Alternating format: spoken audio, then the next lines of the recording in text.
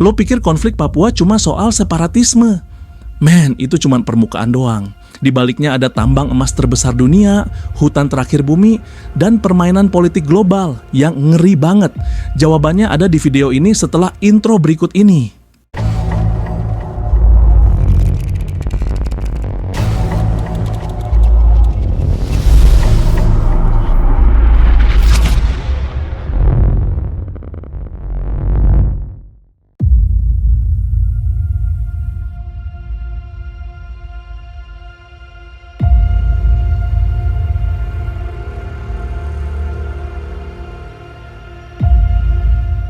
Papua, men, kalau kita ngomongin soal wilayah ini, jangan bayangin cuma hutan lebat, pegunungan yang misterius, atau lautan biru yang indah.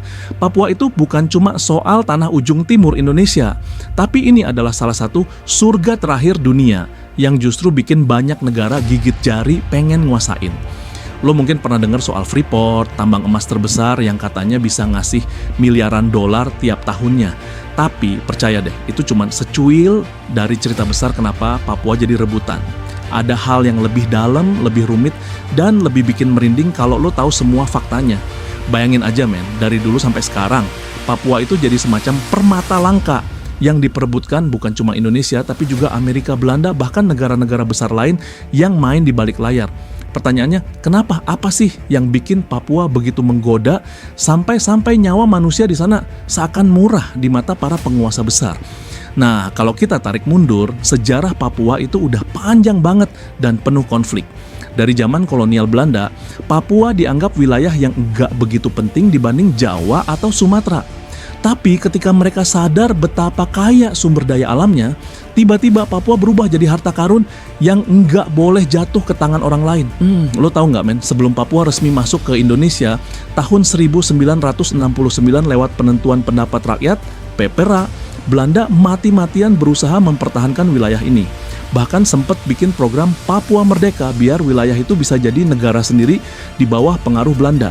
Kenapa mereka ngotot banget? Karena mereka udah tahu isi perut bumi Papua itu gila-gilaan, dari emas, tembaga, minyak gas, sampai kayu dan lautnya. Jadi jangan kira Belanda itu tulus ngurusin rakyat Papua, enggak men, itu murni urusan duit. Terus masuklah Amerika Serikat ke dalam permainan. Lo mungkin pernah mikir, kenapa Amerika kok tiba-tiba ikut campur urusan Papua? Padahal itu jauh banget dari mereka. Nah, jawabannya simple, Freeport. Perusahaan tambang asal Amerika ini dapat izin buat ngelola tambang emas dan tembaga di Papua sejak 1967, bahkan sebelum PPRA dilaksanakan. Lo kebayang gak Gaya? Artinya nasib Papua udah ditentukan di meja perundingan internasional, bahkan sebelum rakyat Papua ditanya lewat PPRA. Disinilah lo bisa lihat men, bahwa Papua itu emang jadi rebutan. Amerika nggak mungkin mau repot-repot kalau nggak ada sesuatu yang gede banget taruhannya. Freeport sendiri nyumbang duit triliunan ke negara, tapi jangan salah, sebagian besar keuntungan itu justru ngalir ke luar negeri. Jadi wajar kalau orang Papua sering merasa mereka cuma jadi penonton di tanah sendiri, sementara hasil alam mereka dinikmati orang lain.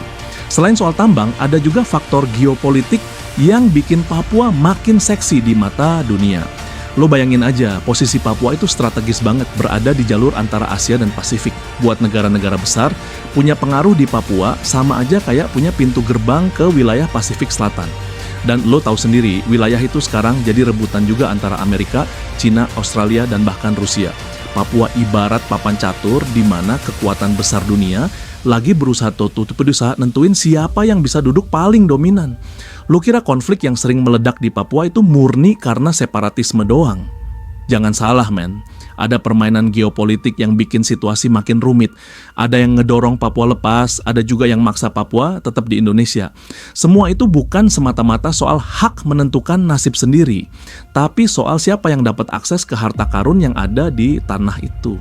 Dan jangan lupakan juga soal keanekaragaman hayati Papua men. Lo tahu nggak kalau hutan Papua itu salah satu paru-paru dunia yang paling penting. Di sana ada ribuan spesies hewan dan tumbuhan yang nggak bisa lo temuin di tempat lain. Buat perusahaan farmasi ini kayak jackpot.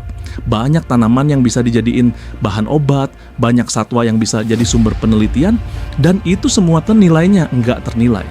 Jadi ketika lu dengar ada isu deforestasi atau perusahaan asing yang diam-diam masuk Papua, Jangan heran, itu bukan sekadar bisnis lokal, itu mainan global. Papua buat dunia itu ibarat supermarket alami yang belum sepenuhnya dijarah, dan semua orang pengen jadi yang pertama ngantri di kasirnya. Tapi di balik semua itu, jangan lupa ada rakyat Papua sendiri yang seringkali jadi korban. Lu pasti sering dengar tentang konflik bersenjata, operasi militer, atau bahkan soal pelanggaran HAM di sana. Semua itu nggak bisa dipisahin dari perebutan kepentingan besar tadi.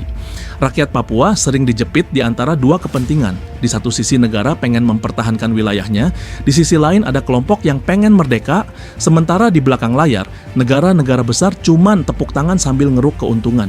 Mirisnya, suara orang Papua sendiri sering tenggelam. Mereka pengen sejahtera, mereka pengen pendidikan, mereka pengen kesehatan, tapi yang mereka dapat malah konflik tanpa henti. Dan ini yang bikin cerita Papua itu bukan cuma soal tambang atau geopolitik, tapi juga soal kemanusiaan. Kalau lo perhatiin, banyak sekali proyek pembangunan di Papua yang kesannya asal jadi. Ada jalan, ada jembatan, ada sekolah, tapi seringkali nggak berumur panjang. Lo bisa lihat betapa minimnya infrastruktur di banyak daerah Papua, padahal duit yang keluar dari tanah mereka gila-gilaan jumlahnya. Ini yang bikin pertanyaan besar. Sebenarnya siapa yang benar-benar menikmati kekayaan Papua? Kenapa rakyatnya masih banyak yang hidup miskin? Kenapa angka kesehatan rendah? Kenapa pendidikan sulit diakses? Jawabannya pahit, men. Karena Papua itu udah lama jadi lahan rebutan elit politik, pengusaha, dan kekuatan asing. Jadi kalau lo mikir Papua itu daerah tertinggal karena orang-orangnya malas atau nggak mau maju, lo salah besar. Mereka cuma belum dapat kesempatan yang adil buat nikmatin hasil tanah mereka sendiri. Sekarang coba kita geser dikit ke soal politik global. Banyak banget NGO internasional yang sering teriak soal Papua.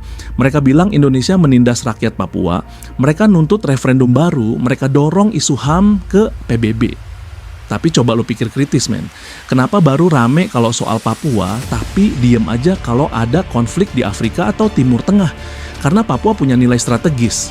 Kalau Papua beneran lepas, siapa yang paling diuntungkan? Ya jelas negara-negara besar yang udah lama ngidam masuk langsung tanpa lewat izin Indonesia. Lo bisa lihat gimana Australia misalnya selalu punya perhatian lebih ke Papua. Itu bukan cuma soal kemanusiaan, tapi juga soal posisi Papua yang deket banget sama mereka. Kalau Papua lepas dan jadi negara baru, bisa aja mereka yang bakal jadi abang-abangan di situ. Jadi intinya, men, Papua itu bukan sekadar daerah ujung timur yang jauh dari Jakarta. Papua itu epicentrum perebutan kekuasaan global yang udah berlangsung puluhan tahun. Dari Belanda, Amerika, sampai kekuatan besar lain, semuanya pengen punya akses ke sana. Dan selama rebutan itu terus berlangsung, rakyat Papua lah yang paling menderita. Lo ngerti kan sekarang kenapa isu Papua selalu panas? Karena Papua bukan cuma milik Indonesia, tapi juga jadi incaran dunia. Dan selama kita nggak bisa ngelola kekayaan itu dengan adil, selama suara orang Papua nggak benar-benar didengar, ya selamanya mereka cuma jadi pion di papan catur besar yang dimainkan para elit global. Kalau kita ngomongin Papua, men, jangan lupa satu hal. Ini tanah yang penuh misteri. Dari zaman dulu, orang-orang luar selalu kagum sekaligus rakus sama wilayah ini. Lo bayangin aja, di awal abad ke-20, ketika dunia masih sibuk ngejar minyak di Timur Tengah atau emas di Afrika, Papua udah jadi bahan riset kolonial Belanda. Mereka ngirim ekspedisi ke pegunungan, ke hutan-hutan lebat, buat nyari tahu apa aja isi perut bumi Papua. Dan setiap kali mereka balik, cerita yang dibawa selalu sama. Papua terlalu kaya untuk dilepas.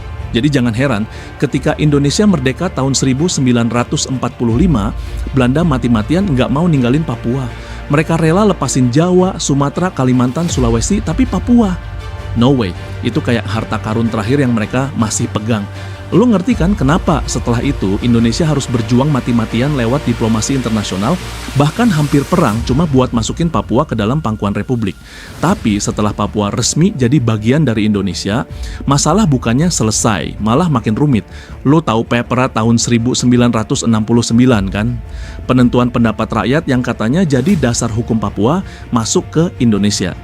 Nah, di atas kertas, itu harusnya referendum bebas di mana seluruh orang Papua bisa milih apakah mereka mau tetap sama Indonesia atau mau merdeka sendiri. Tapi yang terjadi, dari jutaan orang Papua, cuma sekitar 1026 orang yang diambil jadi wakil untuk memilih.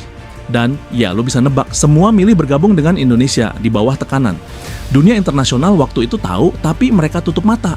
Kenapa? Karena udah Freeport, man. Amerika nggak bakal rela kehilangan kesempatan dapat emas dan tembaga terbesar di dunia. Jadi, lo bisa bayangin masa depan Papua ditentukan bukan oleh rakyatnya, tapi oleh kesepakatan politik global. Dan inilah titik awal kenapa sampai hari ini konflik di Papua nggak pernah benar-benar padam.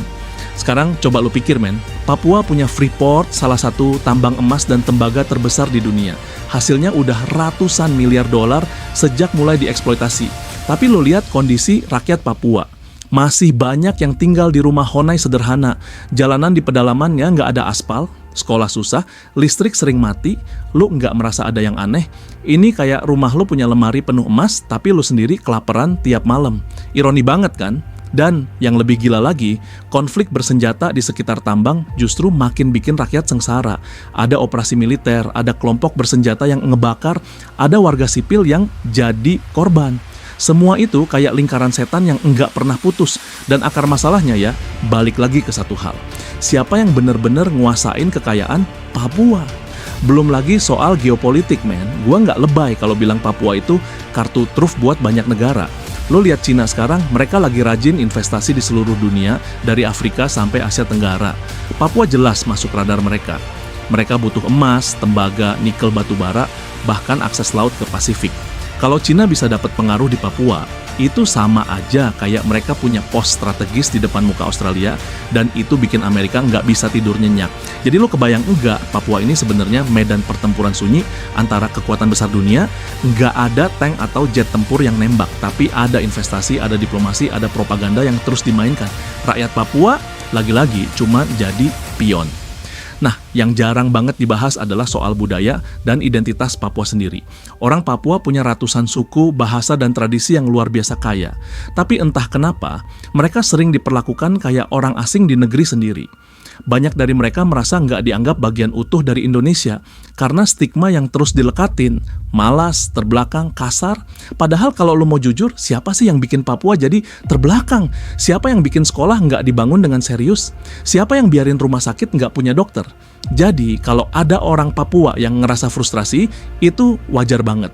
Mereka udah terlalu lama dipinggirin, padahal mereka hidup di tanah paling kaya di negeri ini. Lu ngerti kan men, kenapa perasaan kami berbeda itu gampang banget tumbuh. Terus ada juga soal isu lingkungan yang nggak kalah penting. Lu bayangin, hutan Papua nih itu luasnya masih sekitar 33 juta hektar. Salah satu hutan tropis terbesar yang tersisa di dunia. Itu bukan cuma paru-paru buat Indonesia, tapi buat seluruh bumi. Tapi sekarang banyak perusahaan yang udah ngincer lahan itu buat perkebunan sawit, tambang, atau proyek pembangunan lain. Kalau hutan Papua hancur, dampaknya bakal global. Iklim makin rusak, satwa langka punah, dan rakyat Papua kehilangan tanah leluhurnya. Jadi pertarungan di Papua bukan cuma soal emas atau tembaga, tapi juga soal masa depan bumi. Dan dunia tahu itu, makanya banyak LSM internasional teriak soal Papua. Tapi balik lagi men, teriak itu seringkali ada agendanya juga. Mereka bisa aja bilang peduli, tapi di belakang layar mereka juga punya kepentingan. Jadi kalau lu lihat secara utuh, Papua itu kayak cermin buat dunia. Di satu sisi kita ngelihat betapa rakusnya manusia terhadap sumber daya alam. Di sisi lain kita ngelihat betapa lemahnya suara rakyat kecil ketika berhadapan dengan kepentingan global. Dan yang bikin miris, cerita ini udah berjalan puluhan tahun tanpa ada tanda-tanda benar-benar selesai. Setiap kali ada janji pembangunan, setiap kali ada otonomi khusus, harapan itu selalu muncul. Tapi kenyataannya, ketidakadilan tetap aja berulang. Lo bisa tanya langsung ke orang Papua, mereka bakal bilang, kami punya emas, tapi hidup kami nggak pernah seindah kilauannya. Lu tahu nggak men, yang bikin Papua makin rumit itu bukan cuma soal kekayaan alam dan geopolitik, tapi juga bagaimana isu ini dipelintir di mata dunia. Banyak negara barat yang kadang pura-pura peduli sama hak asasi manusia di Papua, tapi kalau lo bongkar lebih dalam, sebenarnya mereka juga punya kepentingan sendiri. Misalnya aja, ada yang kampanye besar-besaran soal pelanggaran HAM di Papua, bikin laporan ke PBB, bikin berita di media internasional, tapi di belakang layar, mereka masih ngejar kontrak dagang sama Indonesia. Jadi, seringkali kepedulian itu cuman alat tawar-menawar politik. Lo lihat kan men, betapa liciknya permainan ini. Rakyat Papua cuma jadi headline berita buat sehari, setelah itu dilupain, sementara kontrak bisnis jalan terus. Yang makin bikin sakit hati adalah fakta. Kalau suara orang Papua jarang banget dikasih panggung beneran. Banyak aktivis mereka yang ditangkap, dibungkam, atau dipinggirkan. Kalau ada yang berani ngomong soal referendum atau soal merdeka, langsung dilabelin separatis, langsung ditindak keras. Gua ngerti sih, dari sudut pandang negara, menjaga keutuhan wilayah itu penting banget. Tapi jangan lupa suara hati orang Papua juga harus dihargai. Mereka butuh ruang buat ngomong, butuh keadilan, butuh pengakuan. Kalau lo bayangin jadi mereka, hidup di tanah paling kaya, tapi nggak pernah merasa punya kendali atas masa depan sendiri, lo pasti ngerasa terjebak. Dan inilah alasan kenapa sampai sekarang semangat perlawanan di Papua nggak pernah padam. Sekarang gua pengen lo mikir soal satu hal penting, Papua itu bukan sekadar tanah jauh di timur yang jarang kita lihat di TV. Papua itu kunci strategis buat Indonesia dan dunia. Dari sisi geopolitik, Papua ada di pintu gerbang ke Pasifik. Lo tahu kan, laut di sekitar Papua itu jalur internasional yang vital banget. Kapal-kapal dari Asia ke Amerika, dari Australia ke Asia, banyak yang lewat situ. Jadi kalau ada kekuatan asing bisa ngejaga pengaruh di Papua, itu sama aja kayak mereka punya akses buat ngontrol jalur laut internasional. Dan itu yang bikin Papua selalu diawasi ketat sama negara-negara besar. Amerika, Cina, Australia, bahkan negara-negara Pasifik kayak Vanuatu, semua punya kepentingan masing-masing. Makanya nggak aneh kalau Papua jadi rebutan dunia. Terus kita bahas soal pembangunan Selama ini banyak program pemerintah yang digadang-gadang buat bikin Papua maju. Ada otonomi khusus, ada dana triliunan yang digelontorin tiap tahun.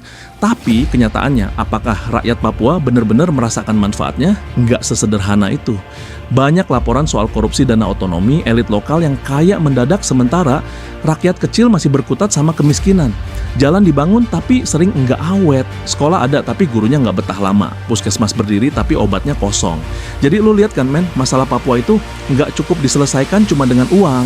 Butuh pendekatan yang manusiawi yang benar-benar ngerangkul rakyat Papua, bukan cuma ngitung proyek atau anggaran.